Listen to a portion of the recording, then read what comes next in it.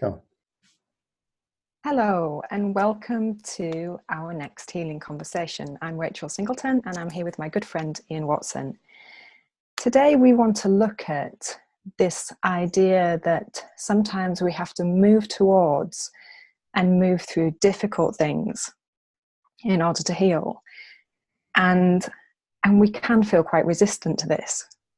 So often we come to a natural medicine looking for a natural way to heal, but we may be asking for a natural remedy to take away the pain for us, or we may be looking for somebody else to make things better for us. We don't always realize that we might have to go towards and meet those things inside us which are blocking our well-being. And this is a lovely, rich, juicy topic, and one that I know you, Ian, would agree with me that it's one that comes up a lot when we're working with people. Yeah, definitely. Yeah, and I think that right there in your introduction, where you mentioned the word resistance, I think often that's one of the first places that I pay attention to, is because I think that's part of what makes a healing journey. It makes the difference between it being relatively difficult or relatively smooth, is the degree of resistance that we put in the way, essentially, to what's ready to happen. So I think that part is often something that I find myself, talking to people about, is just drawing attention to what is it that looks like it wants to happen. Because my sense is that there's a direction of healing that is opening up for each of us at any particular moment. And if we can be somewhat aware of that and align ourselves with it to the best that we can, then it's not to say it's completely without difficulty. That's not the case necessarily at all.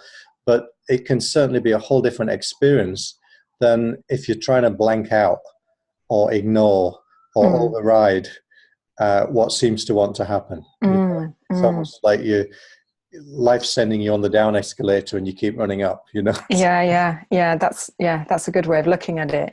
I often think as well in terms of, if we're moving towards wholeness, when we're moving towards health, then it's like we're filling in parts of the jigsaw that we're perhaps avoiding or keeping ourselves away from. We need to move towards those. We need to embrace those areas and tend those areas, rather than try and squeeze through without ever having any interaction with them at all. Yeah. They're calling something up in us. A journey of healing is a journey where it's an adventure. We start on one shore, but we're going to end up on a completely different one. And we cannot go through the healing process and remain unchanged. We cannot just have it happen. We can't just take a remedy and something will just correct and we're fine and we're on our way again. We don't really have to look at it. It's much more organic and involved and embodied than that. And if we really want to heal, then we're really actually evolving. We're growing in consciousness, we're growing in awareness, we're growing in self-awareness. We take this journey and it's unknown. What's going to unfold is unknown. But if we can see those things that we're resisting not as threatening or as other, but actually see them as something that we need to move towards and embrace, we need to lean into, then they become areas of strength and they become areas of empowerment for us. We reclaim something that we've been avoiding inside ourselves. Yeah. There's two individuals that, for me, of all the things that I've studied and worked with over the years, that have been really helpful in this regard. The first would be Carl Jung, who introduced the notion of shadow, psychological shadow. He actually coined that term, and he was drawing from a deep exploration of the alchemy tradition, and he came out with the phrase, "The gold is in the dark." which is a very nice, succinct way of pointing towards what you're touching on there. And what he came to see was that it is very often it's the very thing that we would most want either fear or not want to look at or embrace or engage with within our own psyche. Yeah. And I would include in that within our own emotional experience. Often it's just as simple as that. There's something that we don't want to feel. There's something that we've been trying not to feel, often for a long time, that seems to keep reasserting itself. It seems to want to be felt, despite our best intentions not to. And so that's one piece that I've come to see is a really necessary part of a deep healing journey, is a willingness to just surrender to that and to let yourself feel what needs to be felt in order that it can complete itself somehow. But also, because somehow the resistance, sorry to interrupt you, but somehow the resistance makes it so much bigger, doesn't it? Oh yeah. You know, that if we can, like you say, just soften into that and accept it, it is nothing like as big or as scary as we thought it was. That's right. It becomes much more approachable. Yeah.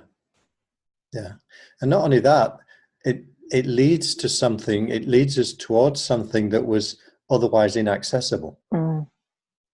So that's the gold piece. You know, and I remember coming across this years ago. I was working with a guy who he'd kind of lost his enthusiasm for life. You know, the things that used to fire him up and that he would enjoy just didn't do it for him anymore. Life had become kind of flat.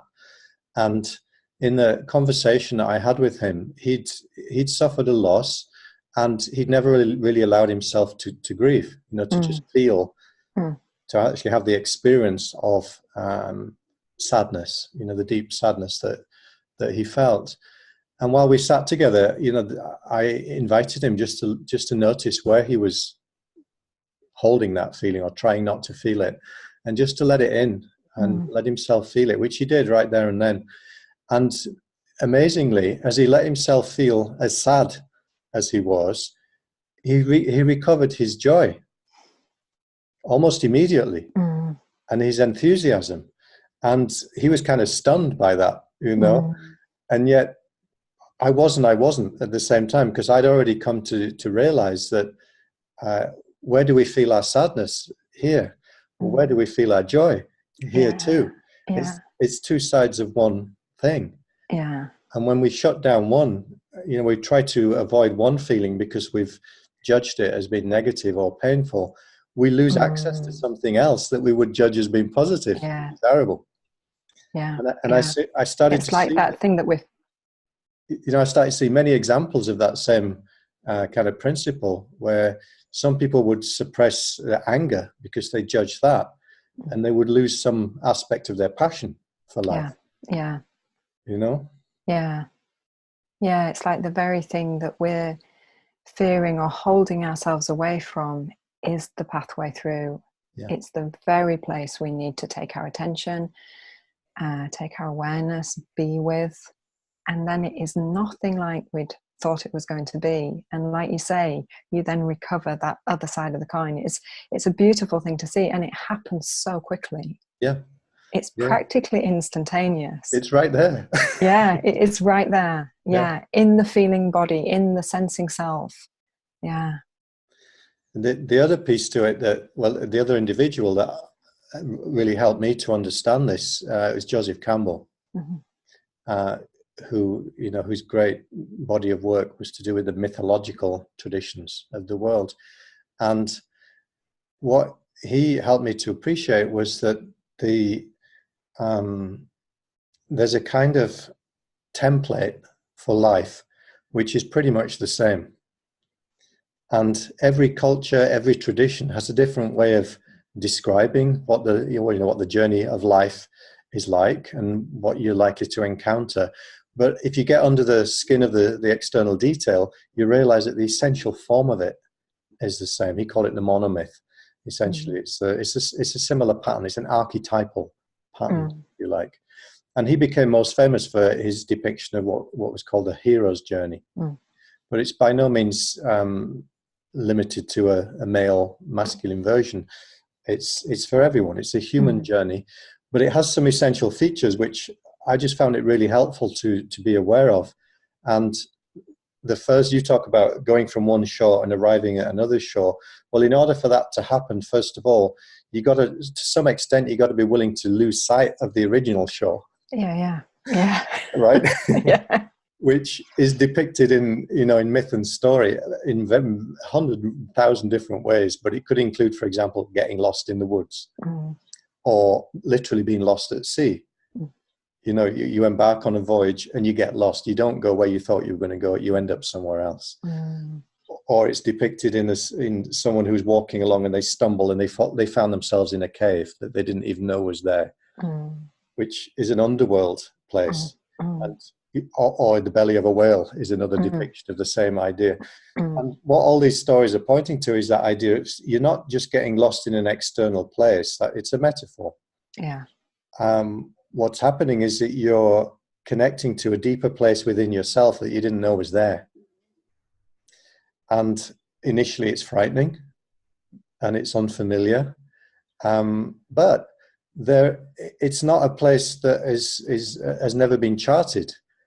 There are many explorers have been there before you, and you can learn to know what the signs are that are actually helpful.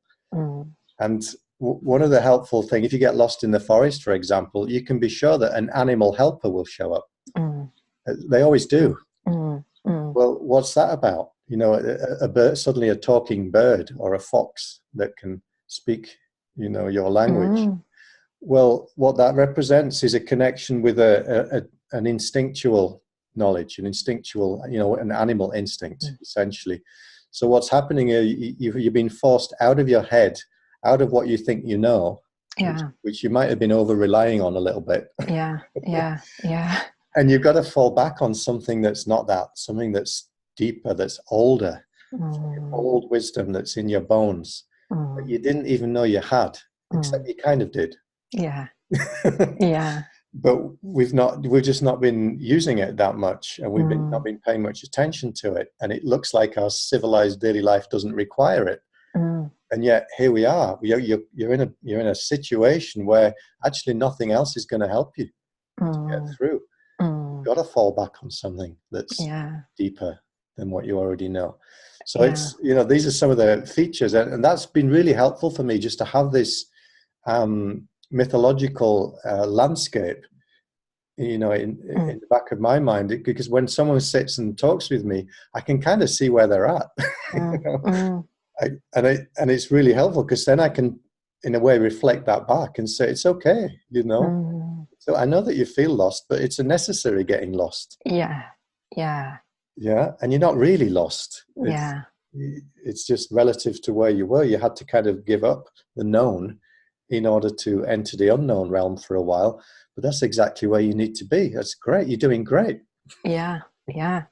And I mean, this is beautiful. I love the way you're describing it.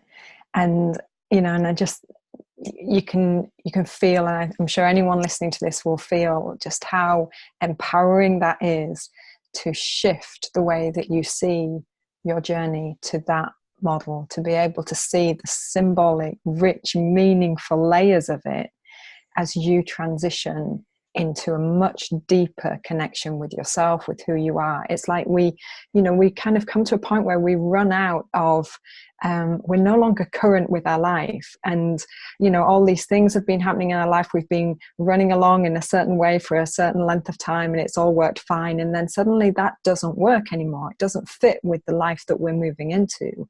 And life is demanding of us more, richer, deeper responses. It's sending us different types of challenges. And we have to update ourselves. We have to be able to kind of leap to that next level. And as we do that, there's this kind of limbo time when we don't know who we are, how to be, and how to respond to life. And we've got to dig deep to find that. We've got to go into these lost places within ourselves. We've got to reclaim knowledge and instinct and awareness so that we can move forward. And it is actually an incredibly rich time. But without that frame of reference, with a more kind of Western medical frame of reference, it just looks as though everything's going wrong. That's right, and it's Yeah. consequently very frightening. Yeah. Because you're not getting the necessary support and reinforcement for what needs to happen. Mm. You know, what's been supported is, oh, don't worry, we'll just get rid of this. You can go back to normal. Yeah. And so because people are used to that, then when they're coming to complementary therapists, alternative therapists, and they're coming looking at their health, then they're kind of bringing that model with them to some extent. So part of our job as a therapist is to help someone reframe their very journey that they're on, and help them see that those things that they're resisting are actually where their healing lies. And this can be very simple. It can be something like, someone, their body is getting too sedentary and too out of alignment because they're not exercising enough, and they're kind of missing one of the pillars of well-being. They're not moving their body and helping it to keep strong and agile and youthful, and therefore their body is shutting down around that pattern. So one of the things that they at some point may want to look at is how they're going to bring movement back into their life in a way that is joyful. And for someone, that could be really, really stressful. That could feel like something they're really averse to. And it isn't always that we're facing something emotional. We can be facing it on a physical level as well. Yeah, for sure. Yeah.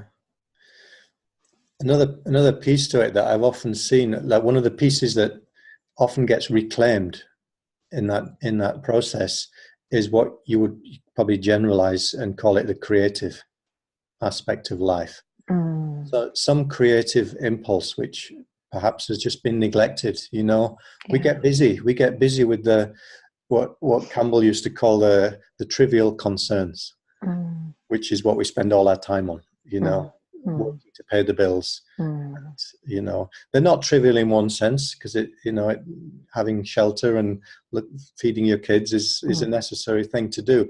But if it's all consuming, then there's something else that inside of us it's like a voice that has never been heard. It starts to cry out. And often you often see this when for example, if someone's been a parent, I've seen this with many women where they've been required to put their energy into looking after the family, and then lo and behold, those kids are off, and there's this period of, again, I'm in the unknown.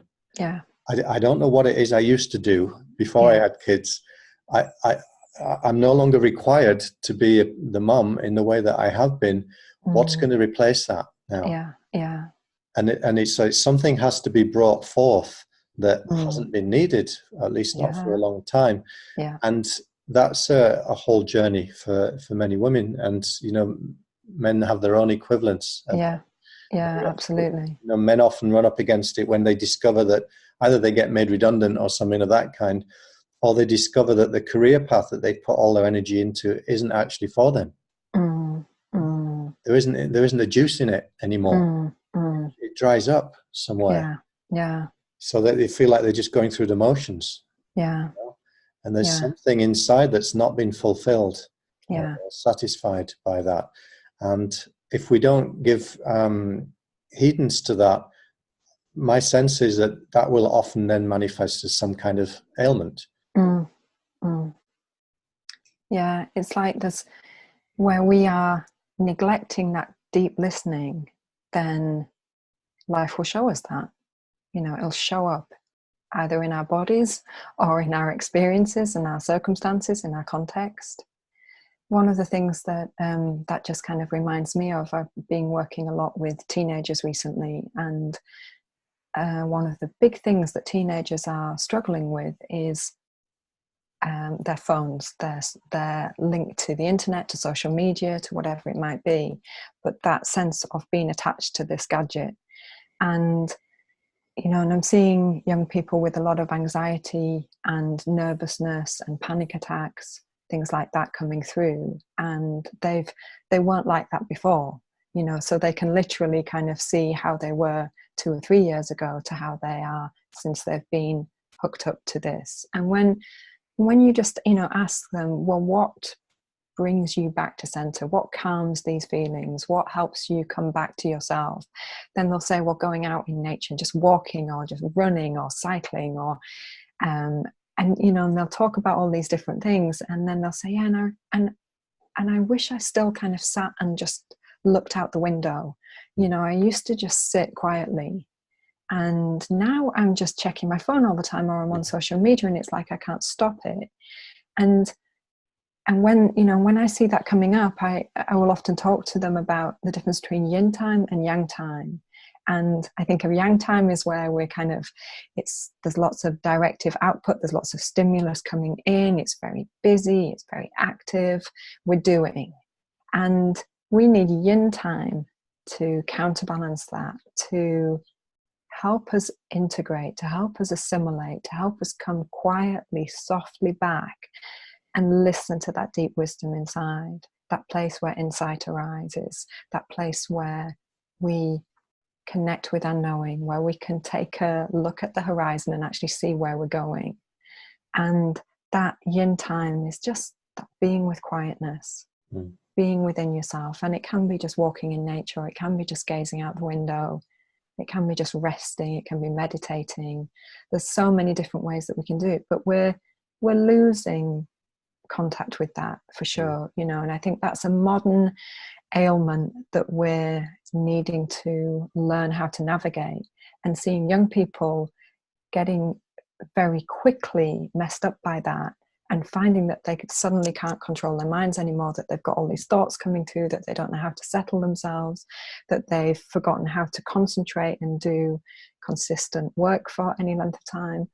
It's really interesting. We this ongoing balance of listening into the self and seeing where we're going and reflecting on that is so vital to our health.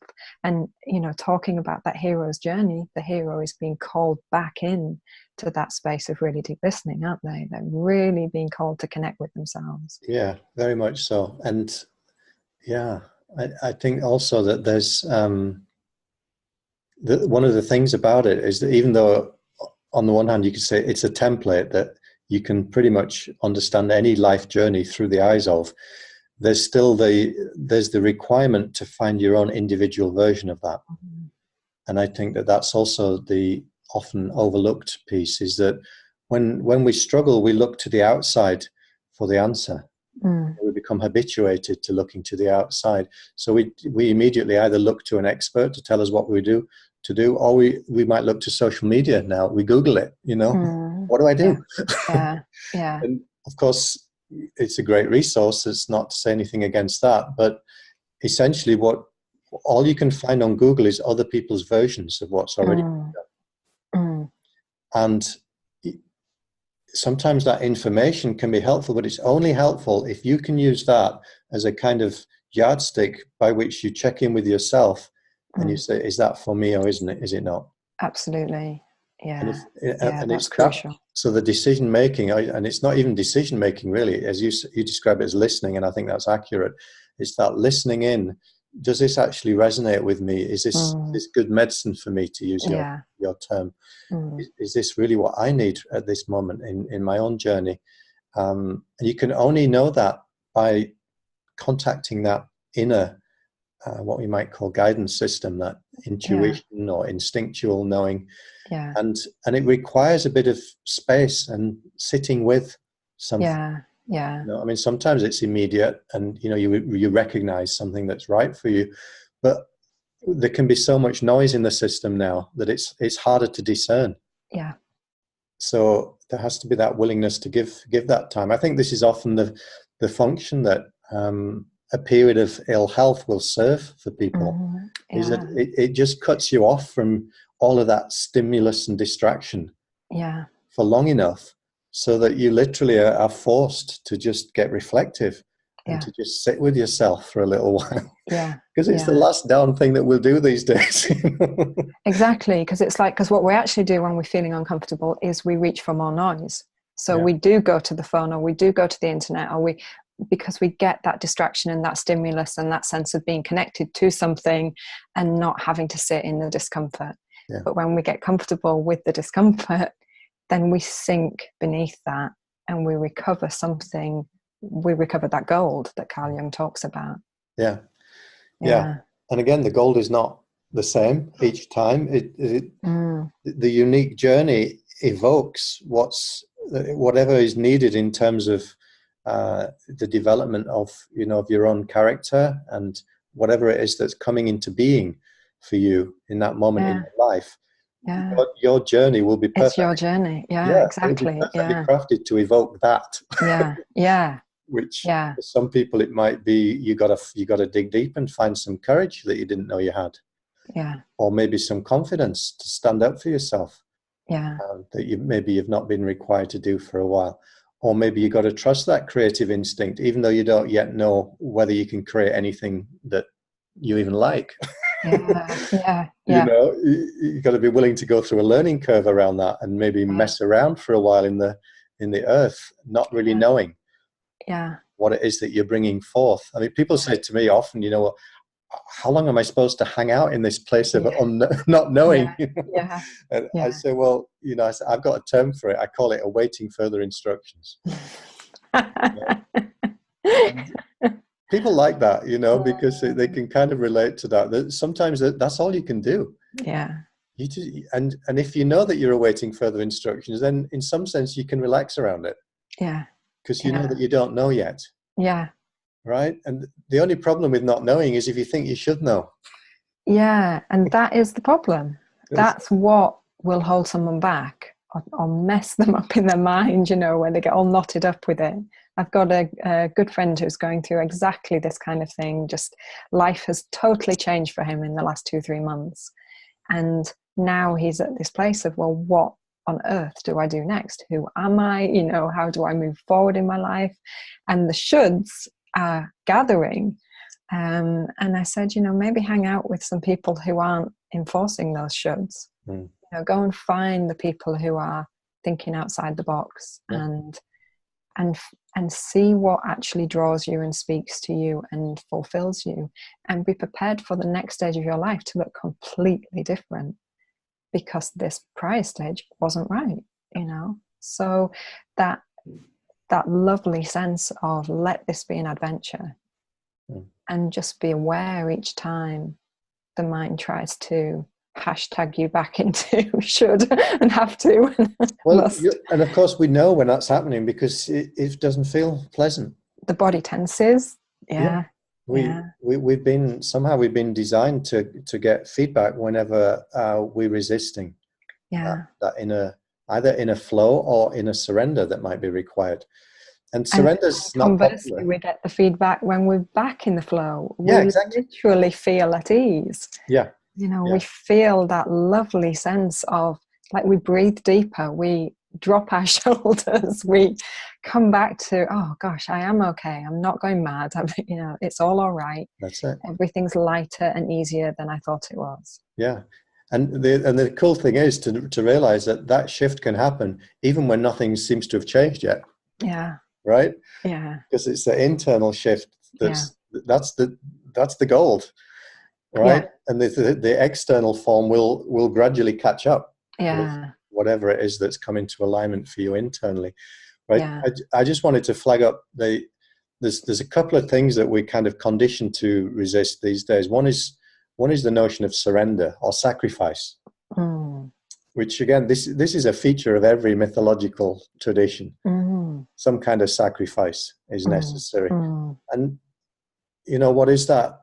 To sacrifice something it's a giving up, it's a letting go of something that perhaps you held dear at one point in your life, but it's a recognition that its time has come, and that it served its purpose, and that in the act of surrendering that, then you put yourself back into connection with that bigger field of possibility where something fresh can emerge.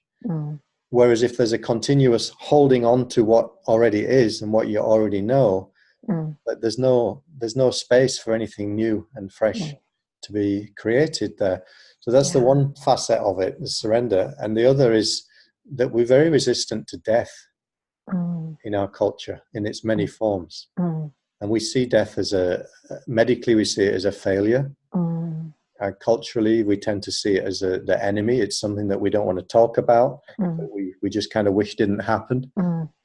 And yet, every journey of transformation involves, essentially, it's a death and resurrection. Mm, mm, We don't just go through this life and die once, as far as I can tell. We're required to experience multiple deaths and yeah, rebirths. yeah, And many of them are on a psychological and emotional level, not the physical mm, level. mm, It's a death of an old version of you, mm, of what what you have been up until now. You're in the process of outgrowing. So like a skin that no longer fits, it has to be shed. mm, And so this is why the snake is a powerful symbol in so many mm, mythological tales, because it's the creature that sheds its skin mm, and then renews itself. mm. And it's not seen as a negative animal at Mm, all. mm, It's a power animal for that yeah, very reason, yeah, because it's symbolic of the fact that life can go through the process of death and yet continue. yeah, And that's true for us too. yeah, That we can surrender to the necessary giving up of whatever it is that is no longer serving us. That it used to be okay, it used to be beneficial, but now it's become a constraint on mm, where we're heading next. So it has to be surrendered. mm, And that's often something that I find myself having a conversation about, because again, yeah, where do we get to have that conversation? yeah, yeah, yeah. Oh, there's so much richness in there in what you've just been saying. One of the things I want to come back to is that sense of sacrifice. Yeah, I think that is something there is a huge resistance around, and framing it in that way is really helpful. Um, One of the areas that I see that lot and have personally experienced it is around food. I had years and years and years of digestive problems, which became very, very severe at one point, to the point where I wasn't able to keep food in, and I was drastically losing weight, not at all because I wasn't eating, and was taken to hospital and diagnosed with colitis. Um, and I was kind of given an option, let's say, from the medical um, profession, whereby I could have steroids for the rest of my life to control the inflammation in my colon, and then bit by bit by bit, parts of my colon would stop working, so I'd have to have them cut away as I got older. And I looked down the barrel of that gun and I thought, that's not for me. That is not how I see my future unfolding. And as far as they were concerned, it's incurable. Once you've got ulcerative colitis, you've got it. That's it. And I was already well into alternative medicines and therapies by that point. So I knew that there was other ways of approaching this. But what I actually needed to do for a time was to follow a severely restricted diet.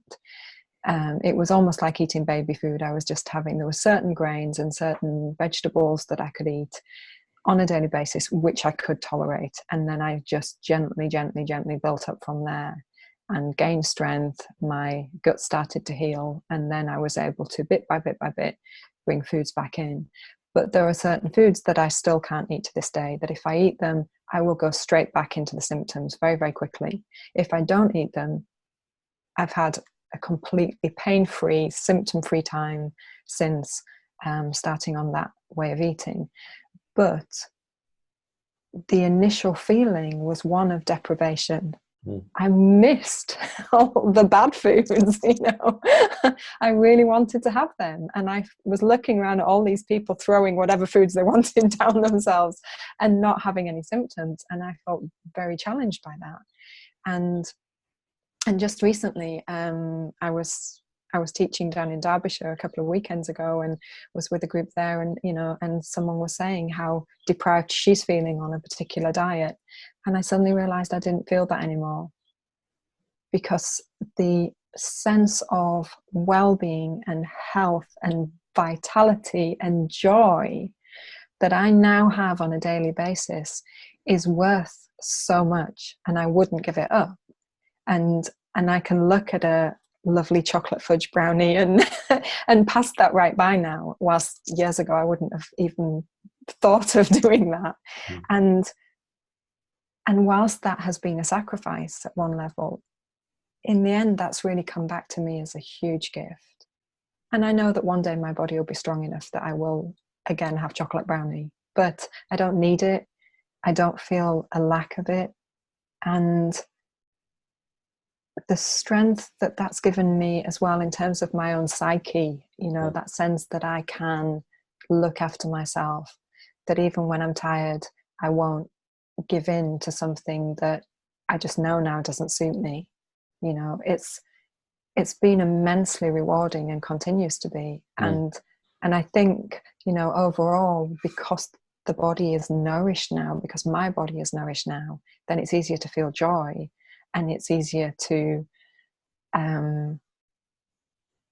really relish every moment of the day because of the contrast from that time when I didn't have that. There's so many gifts. You're not going to throw that away, No, readily. It's not worth it. It's not worth it. And also that strength that you've found through that process, which is initially difficult, and then finding actually, no, I can do this. It's okay. It's better than okay. That strength gets to permeate other areas of your life too. That's the beautiful thing about transformational work, is that the gold, when it's discovered, it turns out to be something that wasn't just needed in one specific area of life. It's something that gets to be integrated into your life. So it's available to you across the board. Very cool. So we've maybe come to a natural ending for today's conversation. That's been really rich. We've gone some good places with that, I think. Yeah, it's a big topic, I think, and it's definitely one that's worthy of consideration and exploration. And for me, we're talking about healing in a much broader context than how we normally think about it in everyday terms. But I sense that's where the juice is. That's what's worth talking about.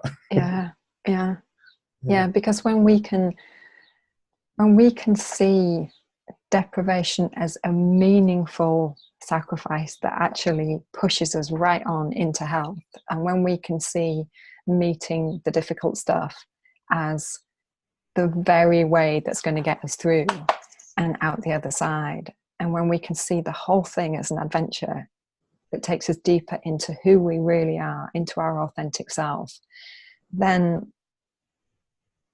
we really are facing something tremendous here.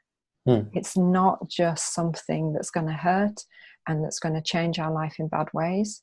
It's actually something that's asking us to go and sit deeper in life, and sit deeper within ourselves, and sit deeper within our hearts. Yeah, that's it. And there's a real kind of healthy commitment to life that comes from that, I think, that willingness to heading this direction,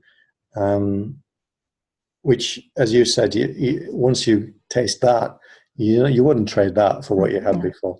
No. There was a time when you didn't know what was the other side, and then it feels like it feels like a punishment to have to give something up. But with the wisdom of hindsight invariably shows us that no, that was just a necessary stage in the journey. I mean, another part of the getting lost is that you got to fight some dragons along the way. Yeah. For example, or there's some monsters that are going to appear that you've got to overcome, and of course, again, symbolically, they're not external; they're internal. It's the internal demons that we're up against. So it's those voices in your head saying, "No, I want chocolate. I need it." It's and sometimes we might try to fight it and only get so far, and it's like we try to move over to the other shore, but we only get so far, and we scurry back to the old shore that was familiar, and that it just feels easier. But we can only do that so much. There comes a point when that forward momentum is so strong that we go out onto that open sea regardless, or we go out into that forest regardless. We can't stop the need to grow and to become more fully who we are. And I think there's a real beauty to that. Yeah. I love the reliance of that. You know, when I see someone struggling, I think it's okay. Your deep impulse is here that you're going to move forward. So you may be going backwards and forwards at the moment, but you're essentially going to move forward. You're on your way already. Yeah. Yeah, exactly. There is no real turning back now. You can dip back there for 5 minutes and have a rest, but you're going to be out on the open water again. That's it. It's good news, really. Yeah, it is. That's lovely. Thank you, Rachel. Okay, thank you, Ian. Let's wrap it up there. Thank you. We look forward to our next healing conversation. Yeah.